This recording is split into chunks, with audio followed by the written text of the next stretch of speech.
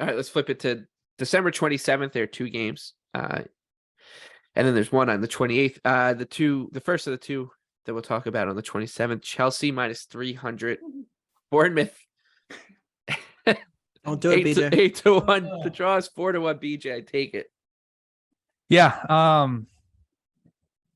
I think we forget how truly bad Chelsea was going into the break. Under Graham Potter, they have a minus 3.2 expected goal differential in their last 6 matches before the break. If you take away penalties, they lost the expected goals battle in every single match to Villa, Brentford, United, Brighton, Arsenal, and Newcastle. Now, Bournemouth is not one of the level of those teams. I get that.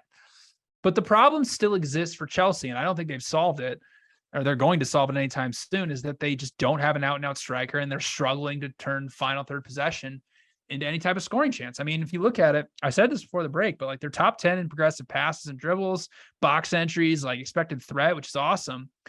But they've taken the fewest shots inside the 6-yard box. They're outside the top 10 in big scoring chances allowed. They're only averaging 1 non-penalty expected goal per match. Like that's 15th in the Premier League. And if you look at their injury report, like it hasn't gotten much better over the World Cup break. Like Conte is going to be out, Broja tore his ACL, Fofana is going to be out, and then you have Reece James, Chilwell, Kepa, and Azpilicueta all questionable for this match. And listen, I understand Bournemouth is finishing at a ridiculous rate right now, but this match sets up perfectly for their direct counterattacking style. And their offense has gotten better since the beginning of the season. Like the last 9 matches, they have created 9 expected goals, which is a lot better than what we saw in the first 7 or so. And they have created 11 big scoring chances over those 9 matches. And I mean, listen, they're going to sit deep. They're going to concede a ton of possession to Chelsea, allow them to tilt the field on them. But if you look at the matches that Chelsea's played against low blocks, I mean, since Potter's taken over, Palace, only 1.1 expected goals created. Villa, only 0.9 created. Brentford, only 0.9. United, only 1.1. I mean, also, you know, Bournemouth, they went to Newcastle right at the end of September.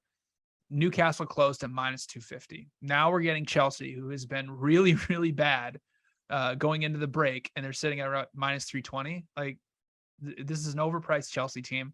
So I'm going to take Bournemouth plus 1.5 at minus 105.